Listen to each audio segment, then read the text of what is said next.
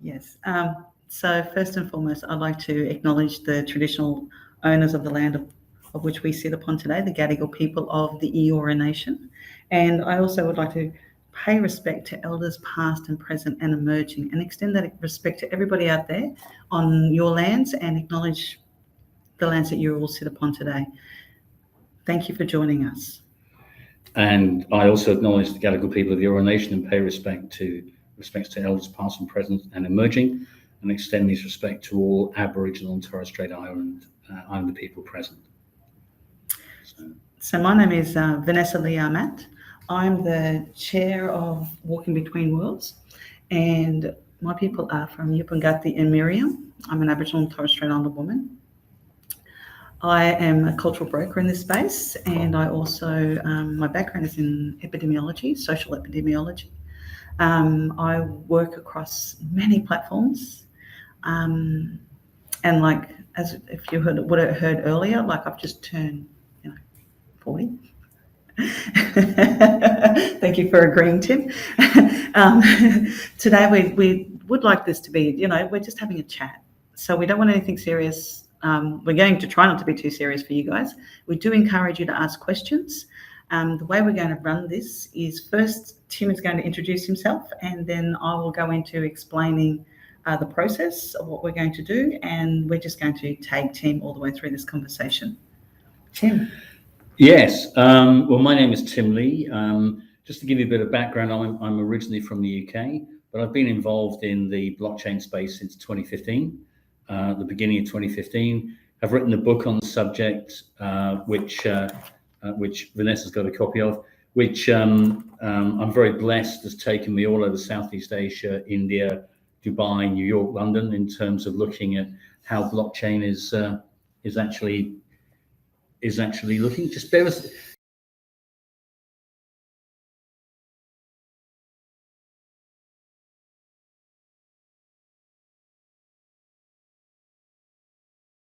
I think if we go into the presentation, just to show you the direction of what we're going to be talking about. And I know Vanessa's going to drive most of this, so I will defer to Vanessa because she's far more charming, erudite, and sophisticated than I will ever be. So I'm just going to. So glad that's being recorded. I know it's yes, it's completely recorded, and I have to agree to everything. Okay. Just before we go on, anything that is in this presentation or this webinar should not be viewed as financial advice. All right, NFTs are very, very volatile financial assets, and they're quite risky for those that buy them. So if you're approaching this webinar from the side of looking at investing in NFTs and that type of thing, then just be careful is what I would say. So obviously we've got Vanessa and myself, and then so this is what you'll learn today, and this is what you would have seen on the registration page when you clicked on it to register. So these are the elements or the structure of what we're going to talk about. Okay, so as we go through, we do encourage people to ask questions.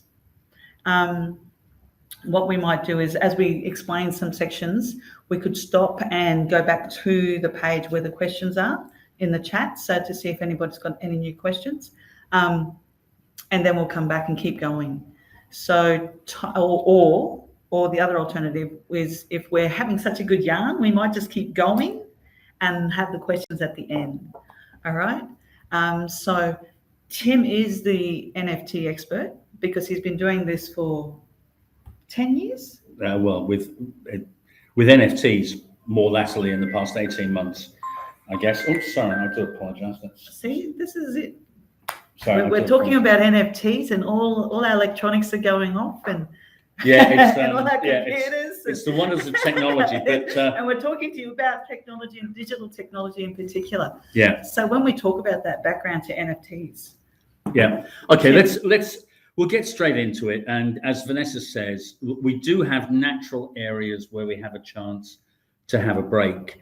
And very much, I do want to just sort of paint a layer to this for you, that NFTs are exploding just in terms of just a general sort of background. And the opportunity for artists as a whole and Indigenous artists in particular are extensive. And the objective is to really showcase why and how. So let's get started overall. Basically, some of you in the news may have seen this particular image. Now, this image was actually produced by an artist called Beeple. And Beeple is he's a digital artist that's been in the overall digital art space for about 15 years, and every day he's been producing a piece of digital art. He sold this piece via an NFT which reflected all of the 5,000 days in which he produced a piece of art, and this sold for $69 million US. So that's probably about 85 million Australian dollars. And this is a JPEG that you can actually go into Google and you can pick up this JPEG and you can put it on your computer. But it's sold for $69 million. Then earlier on this year, the NBA, which is the American National Basketball Association, launched a whole series of collectible videos and digital shots. And for example, this video on the right-hand side there, this is of LeBron James, a major NBA All-Star. That video sold for $208,000 US. And in the top shot, there's a whole series of sports stars who have been doing this with their videos, isn't there? Yeah, but it's all driven by the NBA. Yeah. So the NBA owns the rights to those images, but they're making them available to people that actually want to pay the money for it. Pay for the money, yeah. Okay. So again, this video can be seen on YouTube. You can look on YouTube and see this, this very same video. So there's something going on, right?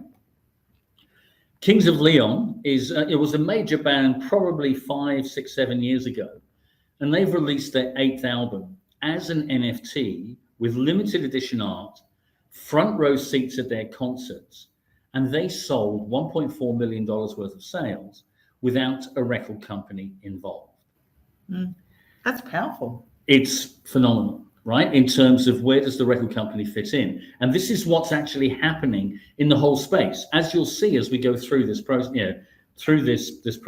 And for our music people out there, do you know who Kings of Leon's are? Can somebody say a song that they've produced? I had one of their albums from about 8 years ago, but I haven't listened to it for a long time. So but it's an interesting piece. Yeah, absolutely, absolutely. A limited edition art. But this is the weirdest one that I could find, just to put some shades around things. Now, most of you will have heard of a street artist called Banksy. Hopefully, as artists, you'll have heard of that. Now, back in March time this year, there was a registered print that Banksy produced of a piece of art, as you can see in front of you, that they originally bought for $30,000 US. What they decided to do, and this is the crazy thing, they decided to burn it. So they burnt the original Banksy piece and then issued an NFT, a non-fungible token as it's called, to represent the burnt Banksy print. Now, this is crazy. This is absolutely crazy. But as we'll see, it's powerful. So what you're seeing in front of you right now are the actual sales data from the NFT space.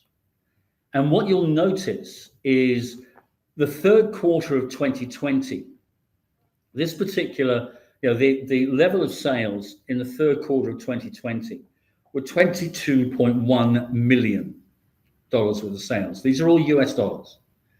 In the third quarter of this year, the total sales were $5.9 billion. Obviously, they weren't affected by COVID. Well, it's because of COVID, because everything's gone digital. That's right, and people are online. People are actually online. So the effect was much more positive than negative. Absolutely, absolutely. And so what you're seeing, if you take a multiple of that, that's $208 267 times growth, right? It's insane. It's ridiculous. Now, I've been in this space since 2015, since January 2015. And these are the moment that everybody in the blockchain space has been waiting for. It's almost like, you may or may not remember, back in 2017, there were things called Pokemon Go, where people were running all over Sydney, all over New York, all over Los Angeles, all over the world, chasing after Pokemon, virtual Pokemon cards. It's the same for the blockchain space. This is showcasing blockchain, like Pokemon Go was showcasing augmented reality.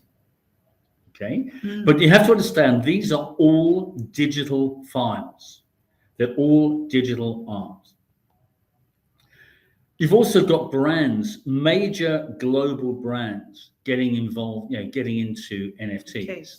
So, for example, Pringles did a crypto crisp NFT, and Taco Bell. I mean, this is my favorite, if I'm brutally honest, because if I just sort of play the little video that is sort of coming out of this, you'll see that it's like Newton's cradle that perhaps you might have seen at school or in shops, that type of thing, but linked into Taco Bell's. So it's very, there's a lot of creativity. And what this actually means for all of you as artists is there are opportunities outside of just producing digital art. There are brands trying to find really high quality digital artists. And if you're an artist that can work with brands, there's some great opportunities out there. And if you're an Aboriginal and Torres Strait Islander artist or an Indigenous artist from all over the world, there's another opportunity, another layer that you bring to the space. You bring culture to the space. Absolutely. You bring your knowledge of this whole different piece of art that can be explained in your connection to the environment, your connection to your well-being, your knowing, being, and doing. So that is another layer that you bring to the space. Yeah. So and I mean, I think, given what's happened in the past 2 years with COVID, an awful lot of people are reassessing their entire lives. And I think we're going to see a massive upsurgence in cultural-based activities. And I actually believe, in many ways, NFTs will be the new renaissance. If you think back in history, there was the renaissance of a lot of the very famous artists, and that happened after the bubonic plague. And so the technology that's supporting art, I think, is going to generate the second renaissance. So let's have a look at what NFTs are in plain English. And after this little section, we'll have a chance to take some questions, because I'm sure there'll be lots of observations that are coming through. So I'm going to try. Sorry, go on. Can I just ask you a question? Sure. So when we talk about what are NFTs, how does that relate to like blockchain? Because so for people sitting out there listening, they would be thinking like, okay, there was blockchain, there's cryptocurrency, there's NFTs. So how does this all come together? What are the pieces in this? I remember reading in your book, right? You put this story in. Now, if you haven't read Tim's book, it is, I like it. It's a really good book. If you're not so much as into NFTs or data as I am, maybe just read parts of it. Anyway, there's a good story right at the front of the book, and it actually explains that blockchain. And so this is what I want to ask you, Tim. Okay, well, look, I'll tell you what. Why don't we finish the section on the NFTs in plain English, and then we'll go back to having a live camera so people can see your smiling face, and I'll put a paper bag over mine or something like that, right? But then what it means is it might have a bit of extra context. It would. Does that make sense? Yeah, it does make sense. All right, Thank you. All right. So let's have a look at NFTs in plain English. So I don't want to get too technical in this section. I'll try and keep it really light. But NFT stands for non-fungible tokens. Don't worry too much about the technology and all that sort of stuff. Just understand some basic concepts. And the idea of fungible, the word fungible means where you have an item that can be readily exchanged for an identical item. A $20 bill or an ounce of gold are exactly the same. And you can break a $20 bill into a $5 bill, all those types of things. So it's readily exchangeable. A non-fungible item is like the Mona Lisa is not easy to be exchanged for a Monet, for example. You can't take a corner off the Mona Lisa and say, I'll give you, the top right-hand corner if you give me the left-hand corner of a Monet. It just doesn't work. And so the idea of non-fungible actually means that they are unique unique in character. And what I want you to think of is to keep this really simple. A non-fungible token is essentially a unique digital fingerprint of any digital file. And I stress that it's a digital file at this stage. I don't want to get into the complications of how we look at offline art at this particular stage, but it's a unique digital fingerprint. And that unique digital fingerprint is typically 64 characters long, whether it's numbers and letters, or a combination thereof. But the bottom line is, those digital fingerprints, there are more possible combinations of the digital fingerprint associated with this technology than there are grains of sand on the planet. So in terms of randomly being able to pick up, to say, oh, this particular file that I've got there has got this unique character, and that's its digital fingerprint. You can't replicate it, right? It's a unique to that digital file.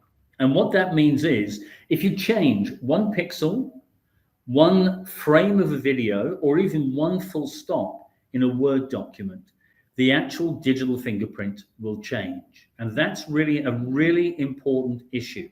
So for example, in this particular case of the Beeple digital piece of art, that has a unique identifier, the unique digital fingerprint. Now, what's important about that is when you sell that particular piece. So for example, let's say that that I sell this piece to Vanessa, for example, okay? What will actually happen, the digital fingerprint will actually be locked into a block of information. Don't worry too much about it, but that block of information will include the purchaser, the value, and the terms of the contract that might have been established. And that is then placed onto the blockchain. And we will look at the blockchain in a second, when we get back into looking at Vanessa's smiling face. And so lovely. And the idea is, with the blockchain, it actually is, the blockchain looks at a unique, transparent, and permanent record that cannot be destroyed. It can only be updated. It's that latter piece that's the most important thing to understand, because every single transaction on a blockchain can be seen and audited, and we'll show you that as we go through. So again, let's say in this particular case, let's make it easy. Let's say that the original artist sold this piece to Vanessa. Then the digital transactions, the unique digital fingerprint gets transferred across to Vanessa to confirm that she owns that digital file. She actually has the ownership to that file. That's how important these digital fingerprints are. And let's say that Vanessa decides to sell it to me. Then again, that digital fingerprint is then transferred to me, and that represents the digital painting that exists. And all those details are put onto the blockchain at the same time.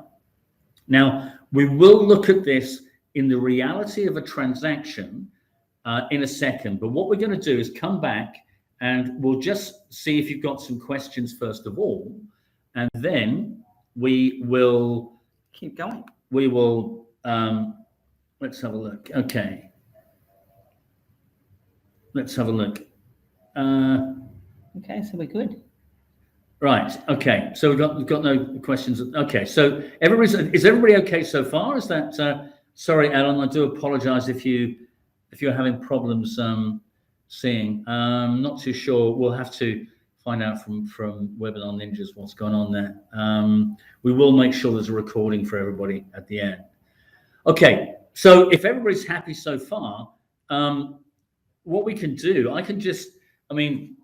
Vanessa was talking about what the blockchain was and how in the book sort of described it. I mean, where's your mobile phone?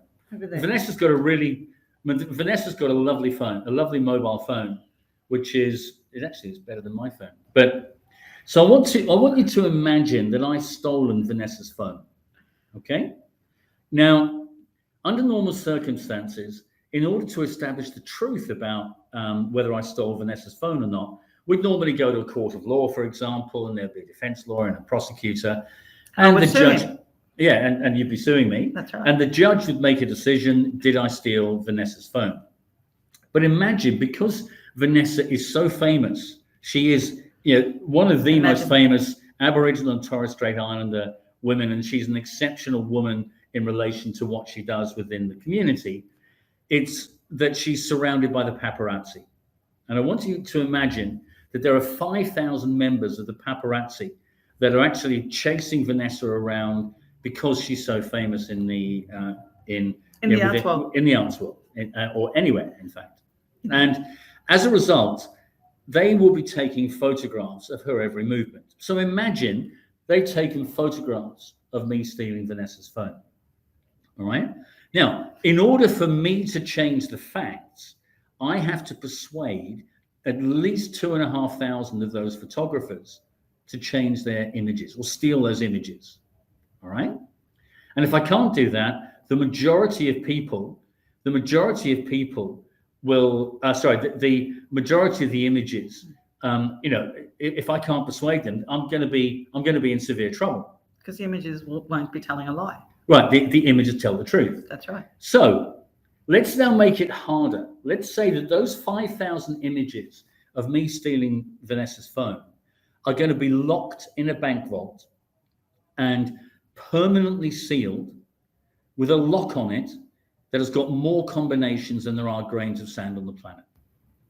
And then let's imagine that there's a camera looking in that sees the images of me stealing Vanessa's phone, and I can't get access to them, but I can see them, right?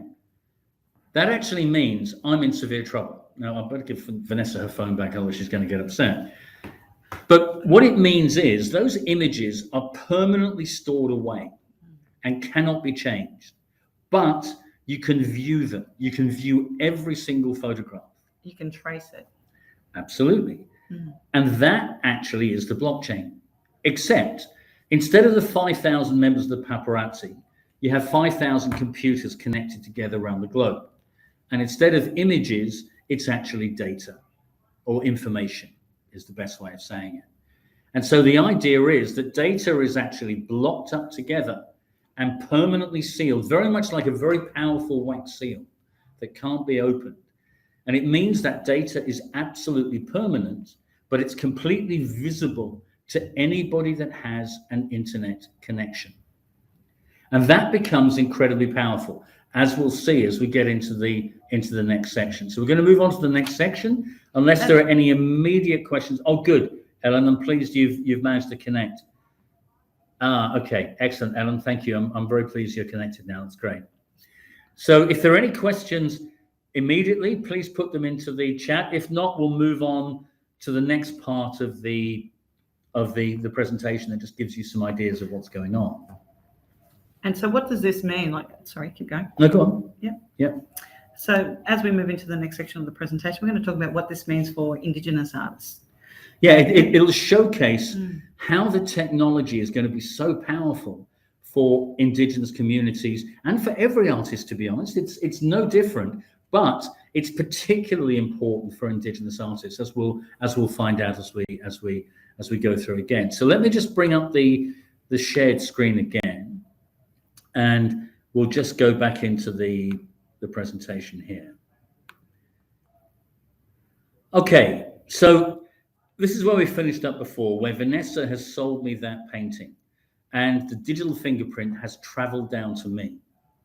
Okay, and that gives me ownership rights to that particular painting.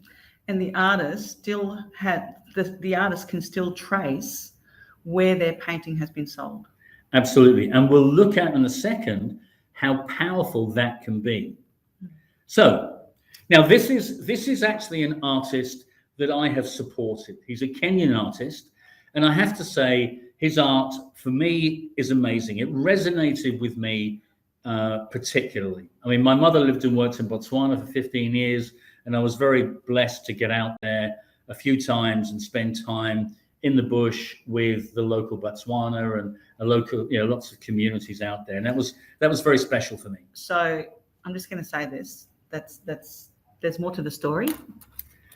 Tim's mum was like the first Masters of Social Work person at the university in Botswana, is that right? In Botswana. Yep. And she stayed there for good on 10 years. Well, she was asked to go for 2 years. She stayed for 15 years. 15 years. So that's how, thank you for being humble about it. And so that's why this piece resonates. Yeah, there's so lots much. of it. It's also, there's layers. It's also, there are multi-layers, because in all fairness, there's one piece that is reminded me of an old girlfriend from many years ago as well. So there are two sides to the story in that particular case. But with this particular art, I just want to showcase what's going on. All right. Now, the art itself, as you can see, it's got a very unique style. And there's some really, some very, influential people in the art world are really looking at him. But as I say, it's not financial advice. I have a collection of his pieces, but it doesn't mean that you should go out and buy them. But only if you really like the art, I guess. So these are the pieces that I have that I've actually acquired. And Opensea is the biggest market in the NFT space as it stands at the moment. Now, those numbers that we saw in the previous part of this talk, those numbers were primarily from Opensea. Opensea accounts for about 92% of all sales at the moment.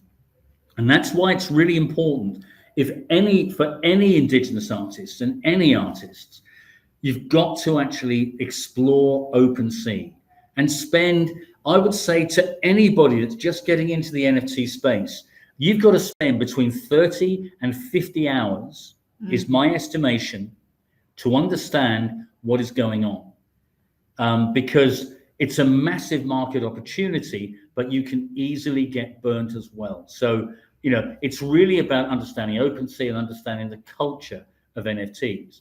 But anyway, as an artist, right. And so these pieces are, they've got a unique style to them, and I really like them. And I'm sure that many of you can do digital work just as good as this, I'm sure. And this is one particular piece that I really liked. It's an animated piece, and it's just got some layers to it that are really interesting. Now, you'll notice that this is called Daughters of the Cosmos, but in my Opensea account, and this is I'm showcasing my actual account because it's not appropriate for me to showcase somebody else's. I think it's just fair I show you exactly what's going on. So, for example, and again, if you go into Opensea, all this data is available for you to see. And this is the power of this technology. The transparency. The transparency. The transparency is the power. So in this screen here, all right, I've highlighted where this particular piece, I bought it 3 months ago from this particular account here for 0.2 Ethereum. Now, Ethereum is a cryptocurrency, and it's the second largest cryptocurrency behind Bitcoin. And the key feature about Ethereum is that you can program money, and this is really incredibly powerful. Now, you'll see how this is working in practice, because I'm just going to show you. You'll see that there are, on the right-hand side here, you'll see these little arrows. And again, if I expand that screen, you'll probably see that better, okay? But if you actually click on those arrows, you can actually see the data, the information on the actual blockchain that these NFTs are registered. Now, just remember that 0.2 there, 0.2 Ethereum, okay? We'll go into the next slide. Now, this is EtherScan is a method of actually questioning the Ethereum blockchain. Now, don't worry too much about all these numbers and figures and all that sort of stuff. You will understand it more the more experience you have of it. And the timestamp, that's when you've actually someone else has purchased it or you've purchased it. That's actually that's the time that I purchased it. Yep. 10 hours ago it was 3:03 in the afternoon. Yep. On August the 18th. So that's a transaction. Which is 0.2 of an Ethereum. So if you were to sell this, would it have another timestamp here as well as the time that you? It would have another timestamp. And what you'll notice just below this red box, there is the identification number of the token. Remember we were talking about the digital fingerprint? Yep. So that's the digital fingerprint of that image or that animated video that you saw just 5 minutes ago. Now, this is actually, you can go onto the internet right now and look at exactly the same information that I'm showing you there. And it is completely transparent. And if the artist were to put in their unique code, they would then be able to trace or track where their piece of art is going. Well, yeah, essentially, I mean, if we go back here, you can see that, for example, Young Kev Arts, that's the name of the artist. Now, I've only taken a screen grab here, but you can see Young Kev Arts is the name of the artist. He sold it to Davis 727. We could go online, although it's always dangerous to do direct online versions, just because technology always tends to go wrong, as we've already seen with a couple of people on the webinar, for which we apologize. But we can actually see that Young Kev was the artist.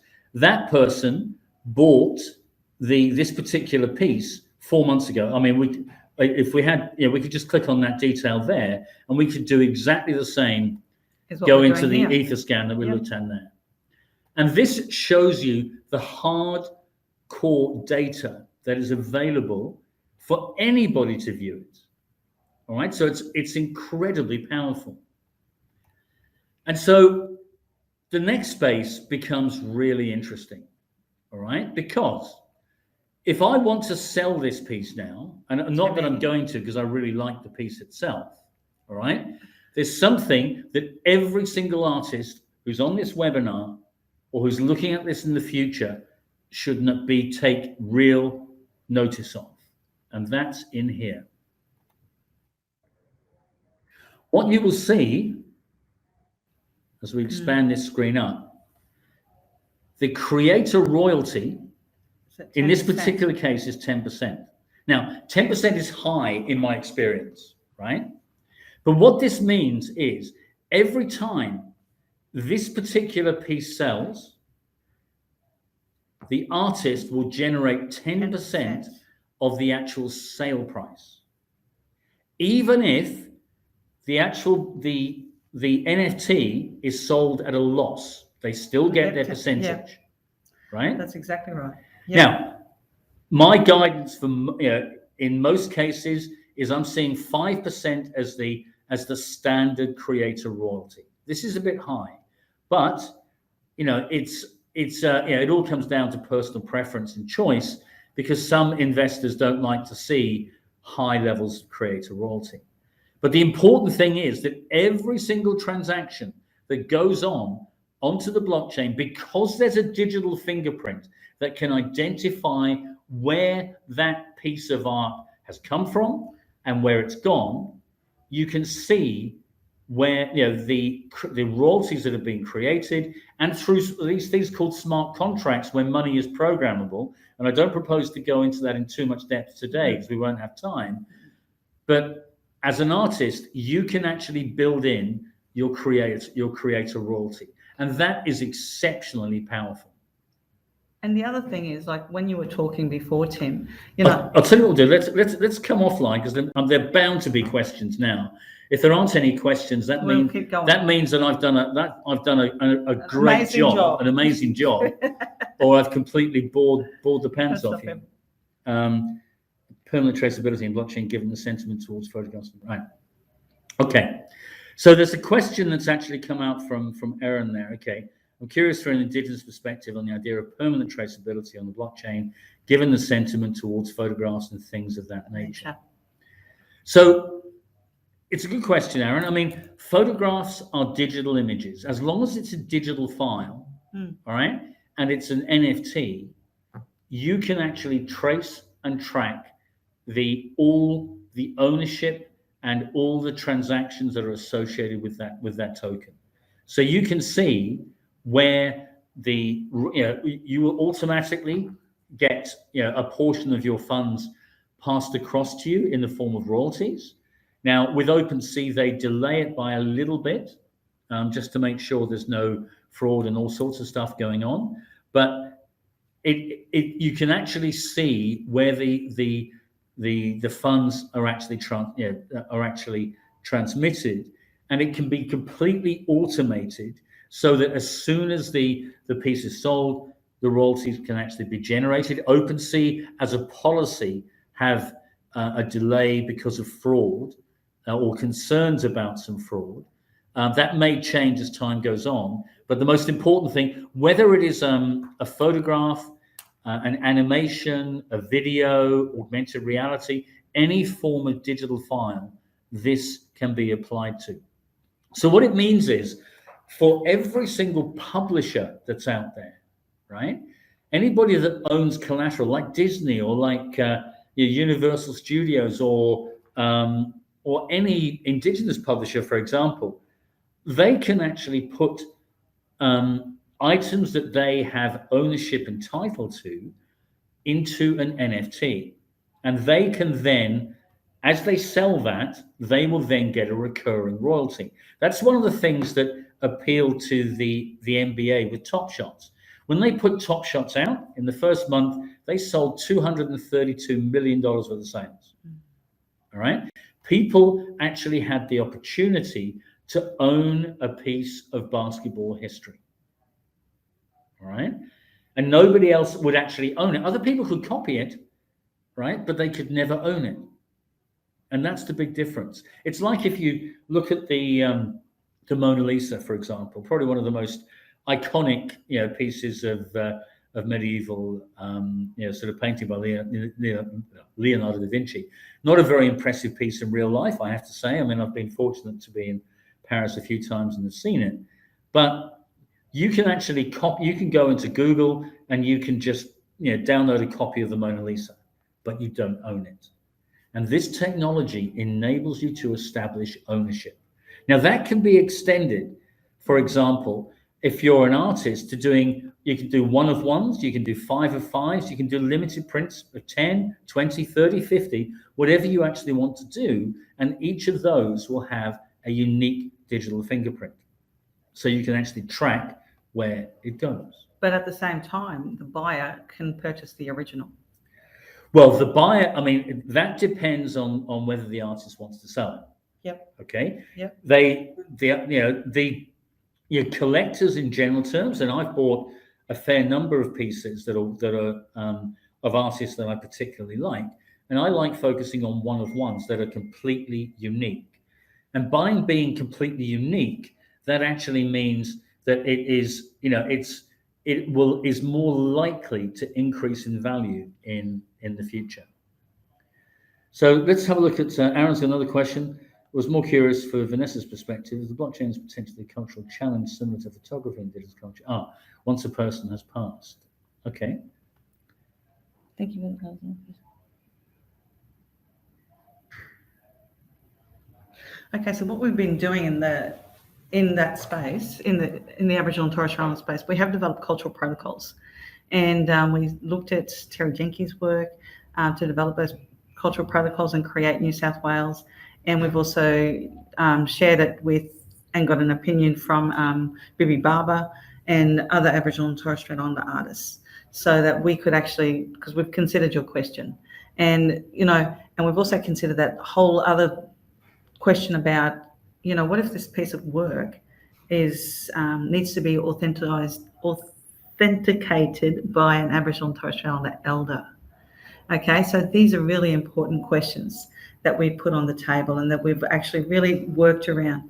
And so with the photograph, and if the person passes on, of course, what can happen is that people can actually set up their royalties to go back to whoever. Similarly, when you write a will or whatever. And it's also about that, and that you can share the traceability and your work you've done. and leave it to whoever in your family or whatever in your community to actually follow through and collect the royalties. So your piece doesn't disappear, whether it's a photograph or whether it's another piece of art. And am I fair in saying that? Yeah, I'm listening to absorb from the cultural perspective, I guess. Cool. Yeah, and it's about checking back with family and and you can actually write it. We would encourage the artists themselves to write those sort of clauses in. We can do it with them, and you can easily engage a lawyer to help you to get that conversation happening. Should anything like that happen to an artist and the photographs are sitting there, because you have to think about it as well as in other art pieces in the digital world, because it does become very challenging. Yeah. I mean, Aaron, no, thank you for your observation and your questions. I mean, in many ways, when I look at myself, I am the last person that should be driving this project in so many ways, right? But I'm passionate about the technology, and it's very much back in 2017. I started looking at Indigenous art. How can we protect Indigenous art through blockchain? And this was about offline blockchain and offline pieces and that type of thing, because there was a big problem in terms of fake Indigenous art. Absolutely. And it's a massive problem. And there was a big law case that happened in 2019 where there was a guy who was getting mass-produced Indigenous pieces in Indonesia and selling them as Indigenous pieces. And of course, if one actually had that ability to track that the piece of art had actually come from an Indigenous artist, that would not have been able to happen. Oh, look, and also, the work of Bibi Barber. Yeah, absolutely. Bibi did this amazing piece of work, Desert Rose, and it was in the international papers. And all of a sudden, Bibi's on the internet one day, and she's on Google, and she saw a picture in a building in Poland, in a resort in Poland, of where somebody had used her art to create their wallpaper. Now, Bibi went through the process of going through the courts and making these people accountable for what had happened. Had Bibi had her piece as an NFT, it would have saved her so much trouble. Is all I will say. Yeah, because phenomenal, absolutely right. Because you can identify at any point in time the provenance of a digital piece of art or a digital file, whatever file that might be. And that becomes incredibly powerful, and I mean, if you think of, for example, I'm thinking of sort of, a sort of an international artist, say like Vincent van Gogh, for example. I'm thinking of from history from many, many years ago. So Bibi's an international artist. No. I didn't mean it that way. Sorry, that's. I know. But Vincent van Gogh died penniless, right? Yeah, and it wasn't until after he died that he became famous. Exactly right. But his family gets nothing from the sales of his art, and his sales have been in the billions. Yeah. Right, and his family gets nothing. So if you think of it from a community perspective, if you've actually, if the royalties, for example, do go to the community or to the, to whatever. The artist, however the artist is structured there. Absolutely, absolutely. It means that those royalties can be ongoing, and that's incredibly powerful. It is. Right. That's why this technology has gone from $22 million worth of sales in Q3 last year to 5.9 billion in Q3 this year. It becomes generational wealth, so to speak. 100%. Yeah. And it's not just art. This can extend to so many things. And I mean, we don't want to get too much off topic. Let's keep going back on topic. But I think there's one particular piece that would be relevant. Going back a couple of years ago, we were working with a guy in Ghana, and he was looking at putting tribal property onto the blockchain. Like a virtual monopoly. Using this same technology. And, he'd spent 5 years working on this, and he's now got the Ghanaian government to embrace his technology to put tribal property rights onto the blockchain to define that property is owned by these particular people. So if you think of how powerful this technology can be to extend various rights and to extend ownership rights and to have transparency all along the way, it's empowering beyond belief. And it was that got me to say, you know what, I can just smell this is where this is all heading. And it's and when I got deep into the Indigenous space back in 2017 and came across all sorts of just crap that was going on that I was seeing, I just sort of thought, when NFTs really started to ramp up, which was the very early part of this year, I'm sort of thinking, just got to do this. And through a mutual contact at an ex-IBM guy I met, was introduced to Vanessa. And Vanessa still talks to me, which is quite good. And we've been working together now for 5 months, I guess, on this project. 5 or 6 months, yeah. So it feels like a lifetime. She's like my little sister. Well, no, I'm younger. No. I should have said like my elder sister, but yeah, she wouldn't have liked that. But look, okay. Anyway, let's get back on point. We're just going to flick back into the presentation, just in terms of just some ideas, right? Now, in summary, so far, NFTs are powerful because they're permanent and theft resistant. Okay, they're auditable and transparent. And just think of that transparency, just from what we've said so far. There's built-in provable provenance tracking. That is incredibly powerful. And there's built-in provable recurring royalties. Now you probably understand why that piece that's on the left-hand side was sold for $69 million, because it was bought by a hedge fund out of Singapore, but they own it now.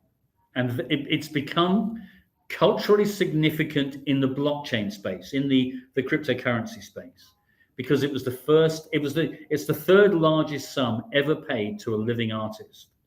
And this is a piece that will be iconic in the future. And this hedge fund knows that in 5 years' time, somebody's going to pay $500 million for it. Exactly. Okay. So let's look at the reality of NFTs, because you don't want to hear my voice. You want to know how you can actually make this work, right? The first thing you need to understand in NFTs is that it's 20% talent and 80% marketing, right? The NFT space has come from the cryptocurrency market. And it's the cryptocurrency market that is driving the market at the moment. And there are people like myself that have been in the space. I'm called, they call me an OG, which is, I think it's supposed to be a term of endearment, but I sometimes think it's a bit of an insult. No, it's the old guard. It's the old guard. Old gangster is what some say as well. But it's the idea that those in the cryptocurrency space understand the power of this technology. And the early adopters that have been buying these pieces have come from the cryptocurrency space. And all the marketing in the cryptocurrency space comes through in the bulk on crypto Twitter and Discord. There's some on Telegram as well and that sort of thing. But Twitter is the main thing, the main driver for everything in this space. And all of you, as artists, photographers, creatives, you've got to be on Twitter yesterday. All right? Not tomorrow, yesterday. Exactly. All right?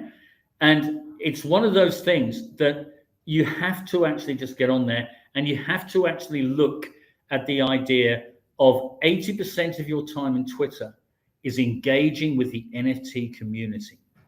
Not just the Indigenous community, not just photographers, photographers. If you're a photographer, you engage with the NFT community as a whole.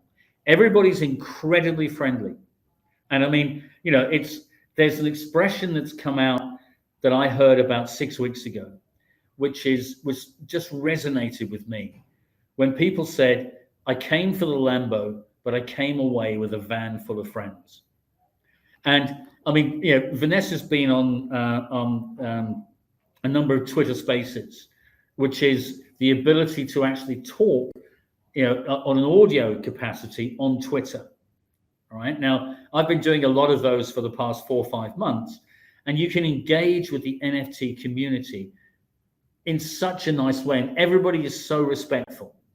That will change over time as more and more people get on there. I know it will, unfortunately. But the reality is it's 80% engagement and 20% selling. So it's this thing called Pareto optimality. Don't worry about what that actually means. But you have to understand the culture of the market in which you are selling. And that is critical. All right. So as part of your 30 to 50 hours, you've just got to go onto Twitter and engage with the NFT community and go into Twitter Spaces, all right, which are these audio components like Clubhouse you may or may not have heard of. So that's the essential reality of NFTs. You have to understand also that NFTs, if you're buying or if you're investing or consider, they are volatile in price. It can be a lot of volatility in price. And the reason behind that is the unlike, say, Bitcoin or Ethereum or those cryptocurrencies that have got established markets, you have got limited supply of images, of paintings that actually exist. And so as a result, if you want to sell something quickly, you've got a limited number of buyers. So what it means is you may have to sell for a discount. But it works the other way. If suddenly, for example, there's an artist that I tweeted about just the other day called Vistra, who's based out of Malaysia. She's an Indian artist, and I've bought quite a few of her pieces. And she has had so much discrimination in her local market that she had to sell her art in the Philippines, in Thailand. But now with Opensea and NFTs, she sold her pieces globally. That's right, because it's digital. Because it's digital. Exactly. And Snoop Dogg, who's a famous rapper, picked up 3 of her pieces, and her prices have just shot up. Now, I'll be honest, from a selfish point of view, I'm quite happy because the pieces that I've got of hers have risen very nicely in value. But I'm really pleased for her as well. As a woman. No, absolutely, because I've got to know her. I've got to know her through all this engagement. And we've had lots of discussions and talks, and I provided a bit of guidance for her here and there relating to sort of ideas. But she did the right thing. She engaged with the community first, and selling was a very small part. So the reality of NFTs is you're not going to make $2 million a week on Wednesday, right? It might take 2 weeks. No, it's going to take you, you have to think of this as a long-term plan. And that's why it's vital to spend 30 to 50 hours researching things before you even buy a piece, before you even sell a piece. Because once you understand what's going on, you'll be a lot more successful. And as I say, it does rely on cryptocurrency markets overall. But that is changing slowly. It is changing slowly. There's a major cryptocurrency exchange in the US that is quoted on the New York Stock Exchange called Coinbase. They announced they were putting in an NFT marketplace, and within 48 hours, they had 2.1 million signups. Right?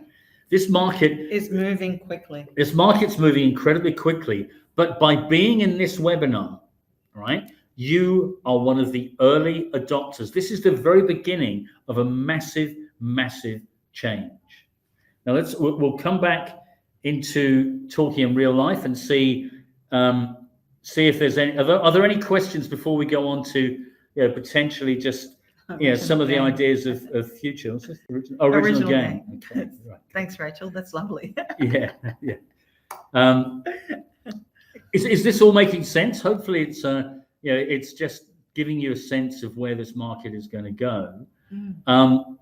And I thought what we'd sort of look at is sort of where the future might be, and certainly just to give you an indication of the project that we're looking at, just to sort of give you a sense of the way we're seeing this. So maybe we'll just sort of we'll just explore that a little bit. Now this is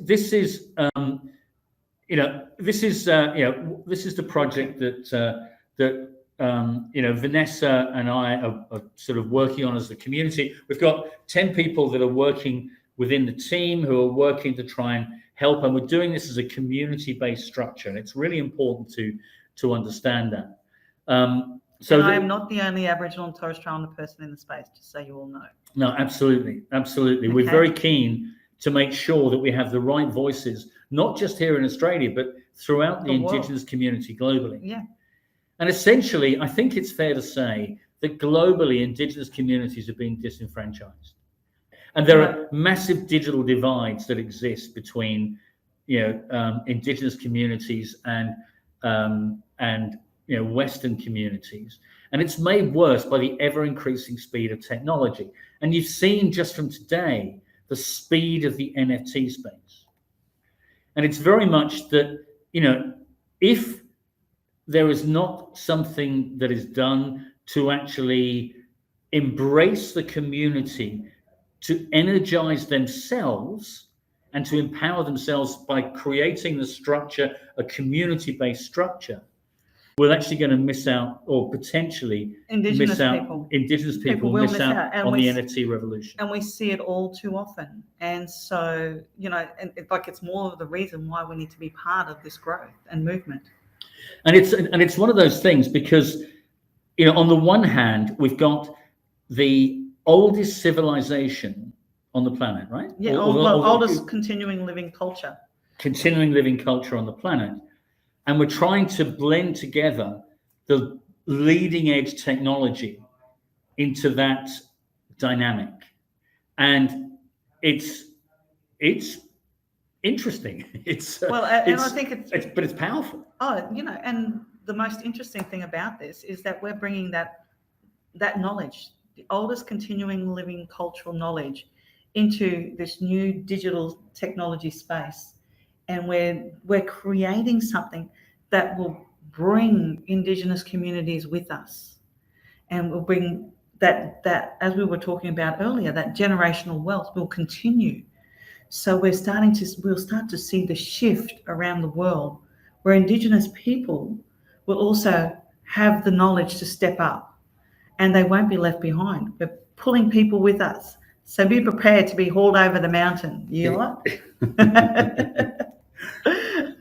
And it's very much, this is the mission that we've got, is to energize global Indigenous communities, to capitalize on the NFT revolution, to expand the reach of First Nations' powerful voices, so badly needed in a world ravaged to its core by crisis. And we're looking at four pillars of empowerment. Yeah. The first thing is very much a collaboration engine to enable collaboration between digital and traditional artists. Second one is online education, to enhancing digital skills to tell and preserve Indigenous stories in new ways.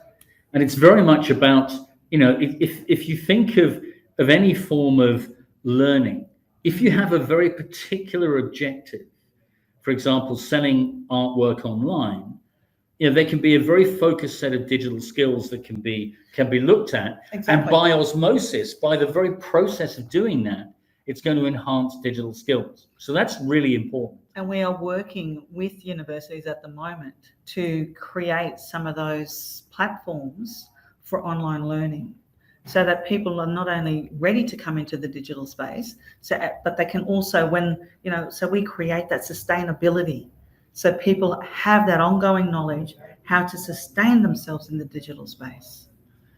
Yeah, the third element of empowerment is we're looking at creating a range of curated NFT galleries. Now, you may or may not have heard of a thing called the metaverse. Going back about 6 weeks ago or so, Facebook changed their name to Meta. Don't worry too much about what that is and the definition of that. But suffice to say, the digital world is getting bigger and bigger and bigger. And what we are looking towards doing is building best-in-class metaverse galleries dedicated to bona fide Indigenous art and culture. And we're doing that with our fourth pillar, with the art investors, supporting emerging talent. And so the idea is this platform is not about saying we're helping, and sort of coming across the mountain. It's about how do we energize and empower. Exactly. And how do we energize and empower? Absolutely. Exactly. Absolutely. And you're right. It's not about going over the mountain or anything. It's about how do we energize and empower people. Absolutely. Yep. And through the transparency of the technology, that can be done. And basically, we're creating a community-based ecosystem that supports the mission above, so that we've got a lot of digital artists. I mean, I've been talking in the Twitter spaces for the last 5-6 months. Got a load of digital artists that really want to offer their skill sets to empower and to skill share, and to also do collaboration pieces. And I mean, we've been exploring, through my conversations over the past 5-6 months, we've opened up dialogue with people that are very well connected with the Hopi native Indians in Arizona, with the Inuits in Canada, with the Mayans in Guatemala. And Maori. Yeah. I've been talking to Maori people and also Canadian First Nations people. So we're having these conversations across different Indigenous communities. So we create that ecosystem. Whole ecosystem that empowers global Indigenous communities. But the key thing is, Australia is going to be what is known as the minimum viable product. So what we do with Indigenous communities together as a community and collectively will represent the playbook for other global Indigenous communities. So it's very much about looking after our own, so to speak, right now, and then enabling the expansion to other global Indigenous communities. I mean, how cool would it be getting a fusion piece between a Native American and an Aboriginal artist here? I think that would be amazing. Or a Mayan artist, a Mayan artist and a Native American artist, or an Inuit, with an Aboriginal and Torres Strait Islander artist. Absolutely, be phenomenal. It's be phenomenal. Fantastic work. So this is the roadmap. So we're launching a series of collections that will be primarily geared towards community engagement. And the idea is that we're launching 3 collections. The first collection will launch on the 14th of January, where we have 1,100 pieces coming out. And these are all themed, for example, around Indigenous dance vogues. And the second collection will be 3,300. Now, the theme will be released in January. We're keeping the theme close to our chest at the moment, just in terms of we know what we want, and we're trying to find additional artists that might want to get involved. We've also, the third collection is going to be 5,500 by the 31st of March. Now, these are what is known as, they're collection pieces. So it's in the NFT space. As you do your research, you'll come across these avatar projects or profile picture projects.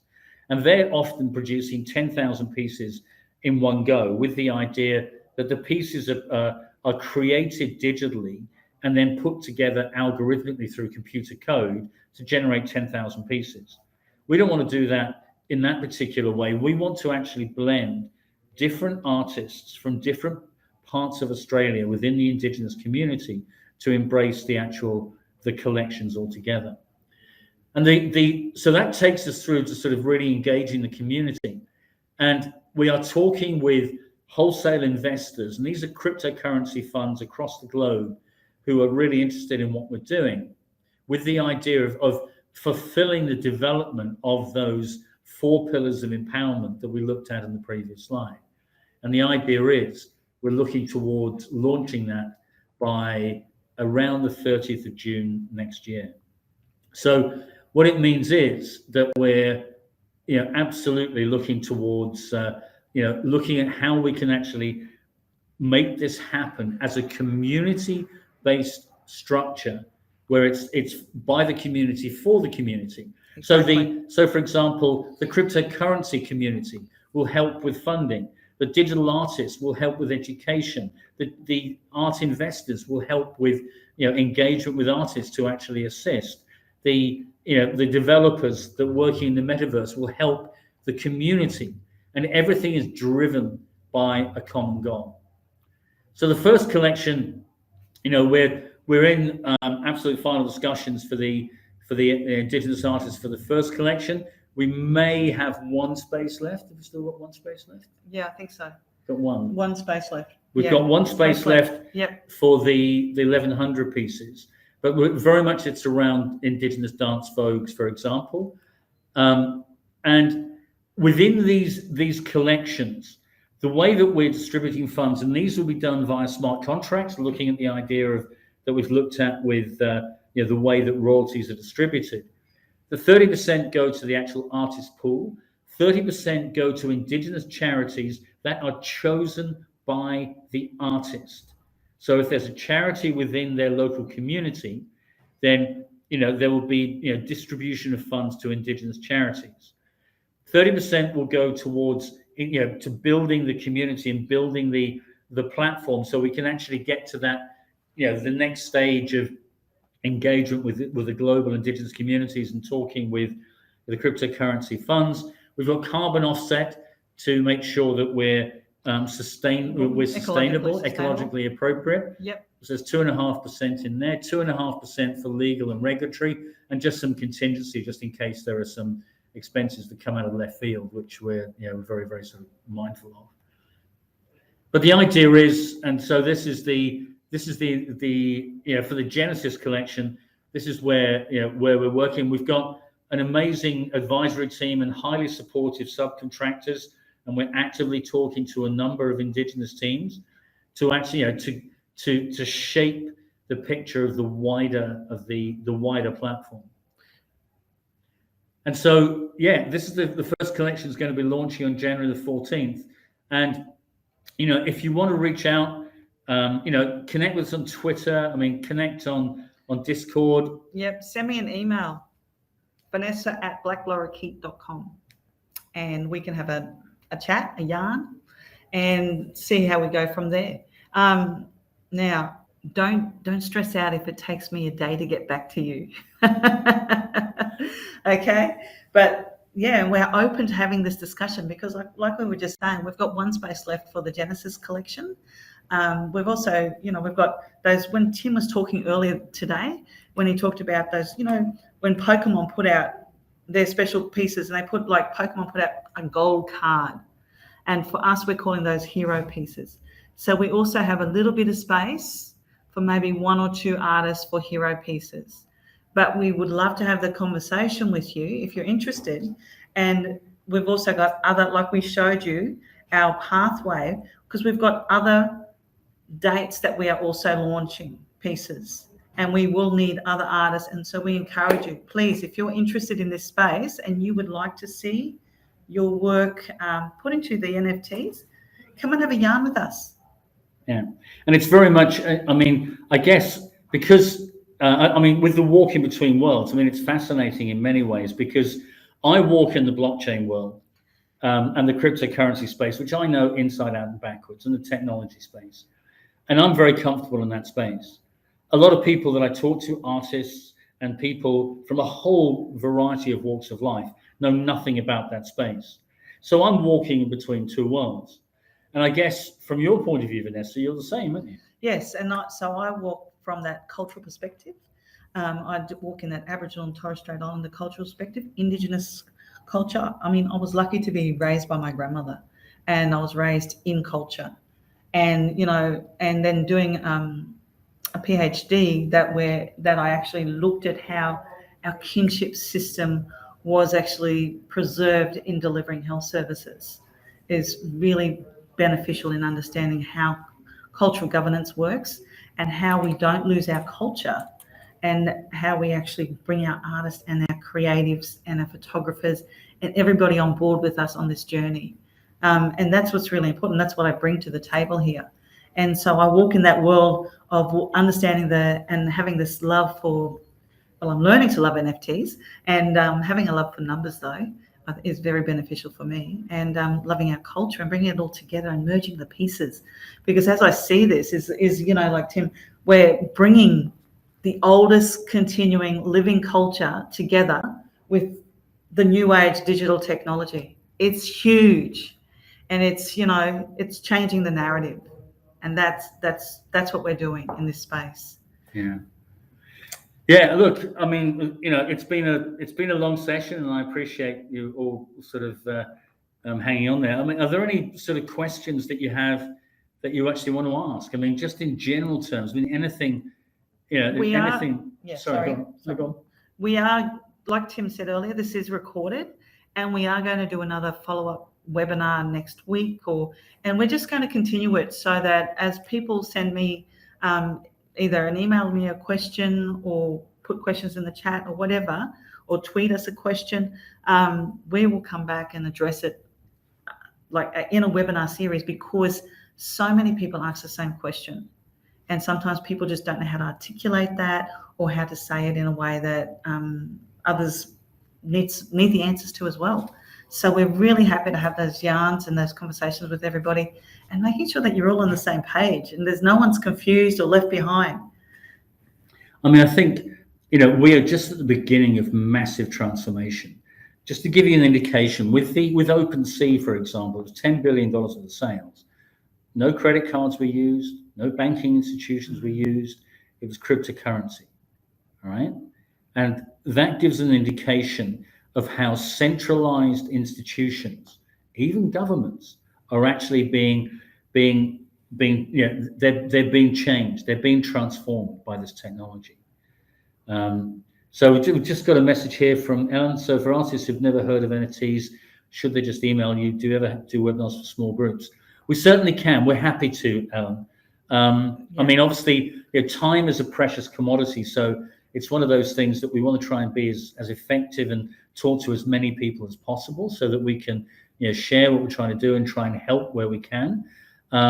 So what we'll be doing, certainly via Twitter, if you stay following on Twitter, for example, we're publishing when we're doing Twitter Spaces, when we're doing a whole variety of different sort of areas of content, because we really do want to help, and we will try and do things in small groups if there's enough demand for it. And yes, I'm happy to answer by email as well. Or have a Zoom conversation. Yeah, absolutely. So, I mean, it's I know it can be a very daunting task, but that's not the intention at all, to make it daunting. It's about trying to explain how you can capitalize on this technology, because it is not going anywhere. It's phenomenal. Exactly. And I think also when we think about this whole thing with the way we're communicating here and having conversations, I think there's an opportunity for people to ask the questions, and ask those hard questions, and ask the questions that you're like, how do I do this? Who else is there to ask? What else is going on? We're open to it. Ask away, whatever you think, even if you think we've answered it wrongly or there's another way to answer it, please put it on the table. We want to have a yarn. We are looking at creating an email course that introduces people to, or Indigenous artists specifically, to NFTs, so that every day you get an email just coming through. Probably do a sort of a 10-day type thing. So yeah. And Ellen, yes, we'll absolutely. Ellen. Yeah, I know. I mean, that's the whole reason behind doing this webinar, Ellen, was to absolutely share the recording. I mean, it should be available within 24 hours, I hope. And we'll make sure we'll put it into the website so that people can actually see it and use it, because it's, frankly, I mean, this is about community. It's not about one person, one party.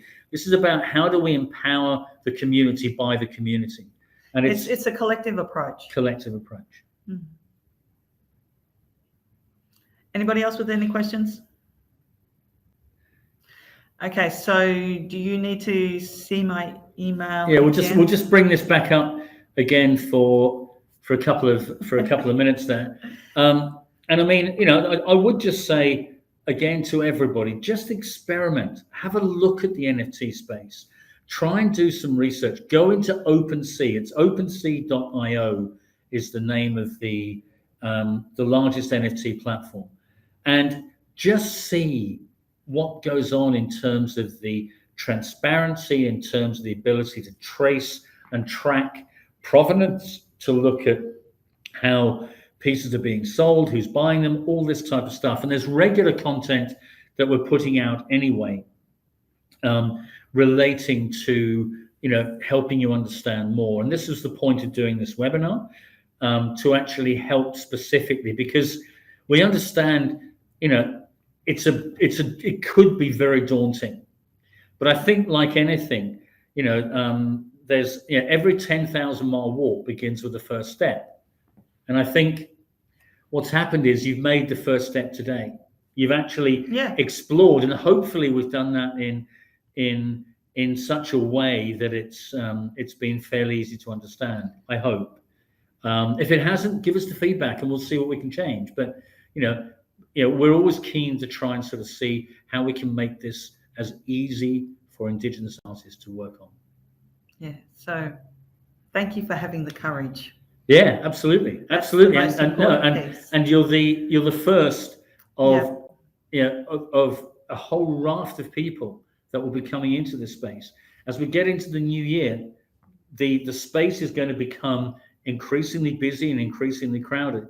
And it's about how do you get in there and understand what's going on and really engage with the community. Exactly. I've been in the space for more years than I care to remember now, and I'm learning something new every single day. So it's not just people coming into the space that are sort of thinking, oh, what's all this to do? It's up to us to translate it for you and try and make it into bite-sized pieces. Yeah, and let you know that we actually we're doing it from a cultural perspective. There's a lot of considerations. There's a lot of thought going into it. We're not coming into this blind. We've done our homework. We've looked it up. We've had conversations with people, and we're putting it on the table. And so you're not alone. And this technology is not going anywhere. It will transform so many different aspects. It takes out so many centralized institutions, and it's and it empowers the artist. That's it. Absolutely. That's it. Absolutely. Yeah. Well, thank you. Look, thank you, Vanessa. Thank you so much for. Thank you, Tim. For hosting. That's you're welcome, Andrea. You're very welcome. From the Original Gangsters, excited about the possibilities. Thanks for the info. Okay, we love that. Yeah. Look, it's please do reach out. Time is a very precious commodity. But if you follow me personally on Twitter, and I'm Timothy Lee 2 on Twitter. LEA, and we're not related. And LEE. But I'm often in Twitter Spaces, talking about the project, but also just trying to help the community, because traditional artists, Indigenous or not, don't understand this space. Yeah. I've spoken at several conferences in the past few months, and we're getting 300, 400 people actually attending these conferences, and they're asking the same questions. They're just right at the beginning of this whole phase. So look, we will make this available as soon as we can. Do give us 24 hours, 48 hours at worst. If we find there's a delay, I'll make sure that I'll sort of communicate via Twitter, which is, to be honest, is the best way of communicating. But absolutely, get into it, get yourselves immersed. Absolutely. And just begin the journey. Just come with us. Yeah. Thank you. Okay, guys, we better call it a day there, because we've taken up a lot of your time. Thank you so much for sticking with us it's been an hour and a half. It's gone really quickly, but I really hope it's been beneficial and useful. And if it has, connect on Twitter and just especially say thank you to Vanessa. And Tim. Well, more Vanessa, because she's more than okay. Well, I'll thank Vanessa, and you can, and Vanessa will thank me. I don't know. Thank you, everybody. But thanks, everybody, and we'll stay in touch. Absolutely, stay in touch, and and we will be doing a second webinar. If there are questions that you have, just reach out, and we'll try and do a second. We'll do a follow-up webinar and answer your questions. Yeah, not a problem. Okay. All right, guys. Thank you. Thank you. Bye.